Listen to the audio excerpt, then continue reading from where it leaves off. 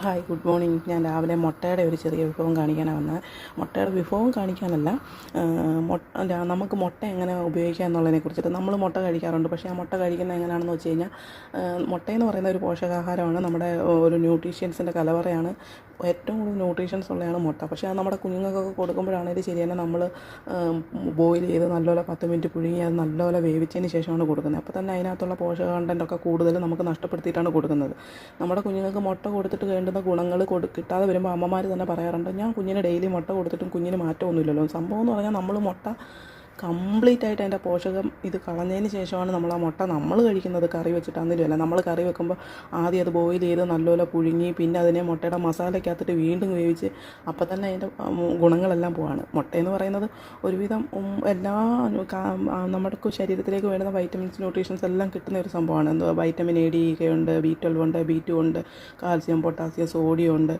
അങ്ങനെയുള്ള എല്ലാ സംഭവങ്ങളുള്ള ഒരു ന്യൂട്രീഷൻ ഫുഡാണ് മുട്ട എന്ന് പറയുന്നത്.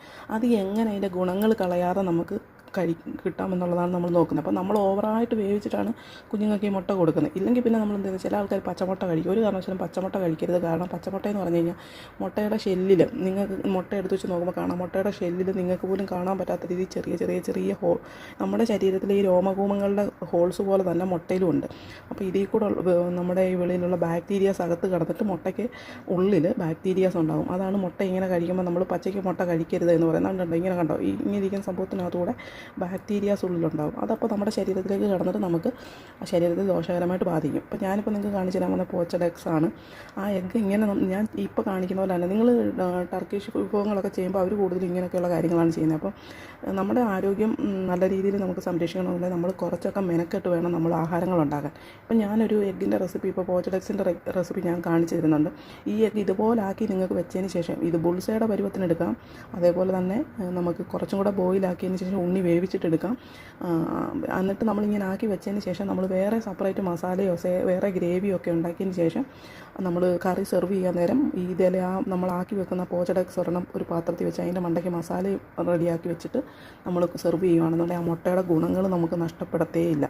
ഷെല്ലിനകത്ത് വെച്ച് പുഴുങ്ങുന്നതിനേക്കാൾ ഏറ്റവും ഗുണകരമായിട്ട് ന്യൂട്രീഷൻസ് നഷ്ടപ്പെടാതെ നമുക്ക് കിട്ടുന്ന ഒരു മുട്ടയുടെ റെസിപ്പിയാണ് ഞാൻ കാണിച്ചു തരാൻ പോകുന്നത്. മുട്ടയുടെ റെസിപ്പിയല്ല, മുട്ട എങ്ങനെ ചെയ്യുക എന്നുള്ളതാണ് ഞാൻ നിങ്ങൾക്ക് കാണിച്ചു തരാൻ പോകുന്നത്. അപ്പോൾ നമുക്ക് കണ്ടാലോ.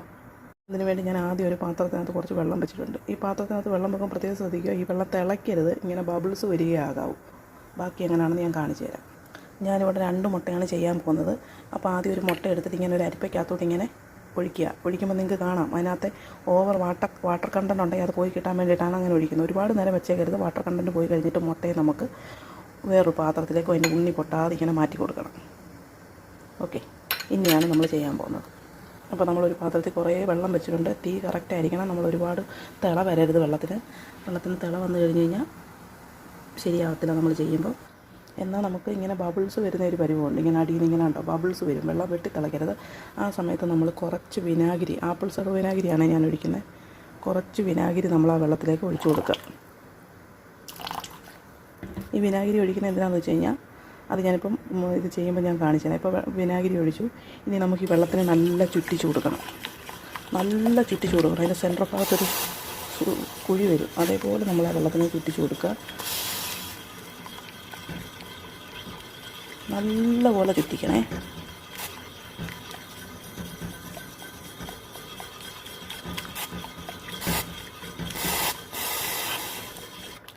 ചുറ്റിച്ചതിന് ശേഷം ആ സെൻറ്റർ ഭാഗത്തേക്ക് തന്നെ ആ മുട്ടയെ ഒഴിച്ചു കൊടുക്കുക.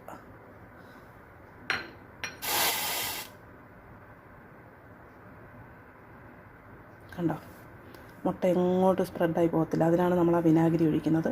ഇതിനി നമുക്ക് ഇങ്ങനെ തന്നെ വെച്ചിട്ട് ബുൾസയുടെ പരുവത്തി എടുക്കാം. 2 മിനിറ്റ് വെച്ചിട്ട് എടുക്കുവാണെങ്കിൽ ബുൾസയുടെ പരുവത്തി എടുക്കാം. അല്ല കുറച്ചും കൂടി ഒരു 3-3.5 മിനിറ്റ് വെക്കുവാണെങ്കിൽ അതിൻ്റെ ഉണ്ണി വെന്ത് കിട്ടും. ഇത് മുട്ടയുടെ ഇതെങ്ങും നമുക്ക് നഷ്ടപ്പെടത്തില്ല. അതുപോലെ തന്നെ നിങ്ങൾക്ക് ബുൾസയൊക്കെ ഉണ്ടാക്കിയിട്ട് നിങ്ങൾ വെക്കുമ്പോൾ ഉണ്ണി പൊട്ടിപ്പോയി. ഇത് ഉണ്ണി പൊട്ടത്തൊന്നുമില്ല.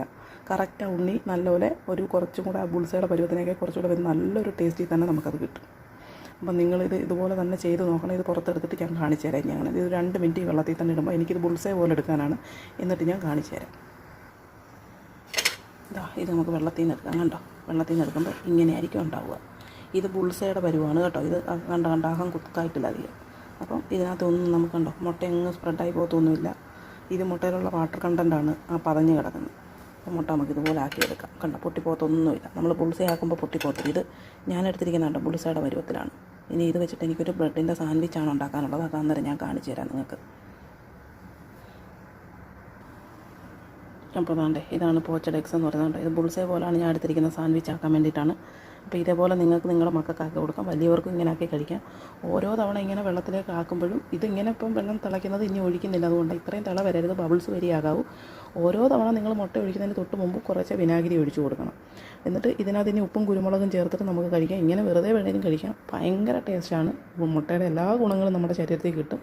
അപ്പോൾ ഇത് ഇത്തിരി മെനക്കേടുള്ള പണിയാണ്. ഇങ്ങനെ നമ്മൾ ആക്കി വെച്ചതിന് ശേഷം ഇതിൻ്റെ ഉണ്ണി കുറച്ചും കൂടെ വേവിച്ചൊരു 3-3.5 മിനിറ്റ് ഇട്ട് വേവിച്ചതിന് ശേഷം നമുക്ക് മുട്ടയുടെ മസാലയാക്കിയിട്ട് നമുക്ക് കറിക്കകത്ത് ഈ മുട്ടയുടെ ഇതിട്ട് കഴിച്ച് കഴിഞ്ഞാൽ അതിൻ്റെ ഗുണങ്ങളെല്ലാം അതിൽ തന്നെ കിട്ടും.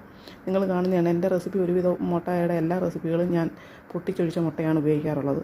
അപ്പം ഈ മുട്ടയുടെ ഗുണങ്ങൾ പോകില്ല. അപ്പോൾ അതാണ് പോച്ചഡ് എഗ്സ് എന്ന് പറയുന്നത്. ഇത് കുറച്ച് നേരത്തെ ജോലിയുള്ളതാണ്. മെനക്കെടാനൊക്കെ അമ്മമാരാണെങ്കിൽ നിങ്ങളുടെ കുഞ്ഞുങ്ങളുടെയോ അല്ലെങ്കിൽ നിങ്ങളുടെയൊക്കെ ഹെൽത്ത് നല്ല ഓക്കെ ആയിരിക്കും. ഇനി ഇതിൻ്റെ മണ്ടയ്ക്ക് ഉപ്പും കുരുമുളകും സ്പ്രെഡ് ചെയ്ത് കഴിക്കാം. ഞാനിപ്പോൾ ഇത് സാൻഡ്വിച്ചാണ് ആക്കാൻ പോകുന്നത്. അത് ഞാൻ ബ്രെഡിനകത്ത് സാൻഡ്വിച്ച് ആക്കുന്ന സമയത്ത് ഞാനിത് കാണിച്ചു തരാം. അപ്പം നിങ്ങളെല്ലാവരും ഇതുപോലെ ആക്കി നിങ്ങളുടെ മക്കൾക്കൊക്കെ കൊടുക്കണം. അപ്പോൾ വീണ്ടും വേറൊരു വീഡിയോ ആയിട്ട് കാണാം. ഒരു ചെറിയ ഇതിൻ്റെ മുട്ടയുടെ ഒരു ഗുണങ്ങളെക്കുറിച്ച് പറഞ്ഞു എന്നേ ഉള്ളൂ. മുട്ടയുടെ ഗുണങ്ങളെക്കുറിച്ചല്ല, മുട്ട ഇങ്ങനെ ചെയ്ത് കൊടുക്കാം എന്നുള്ളതിനെ കഴിക്കാം എന്നുള്ളതിനെക്കുറിച്ച് ഞാനൊന്ന് കാണിച്ചു തന്നേ ഉള്ളൂ. അല്ലാതെ ഒരു വലിയ വീഡിയോ ഒന്നുമല്ല. ചാനൽ ഇഷ്ടപ്പെട്ടാൽ ഫോളോ ചെയ്യണം. അപ്പോൾ വീണ്ടും വേറൊരു വീഡിയോ ആയിട്ട് കാണാം.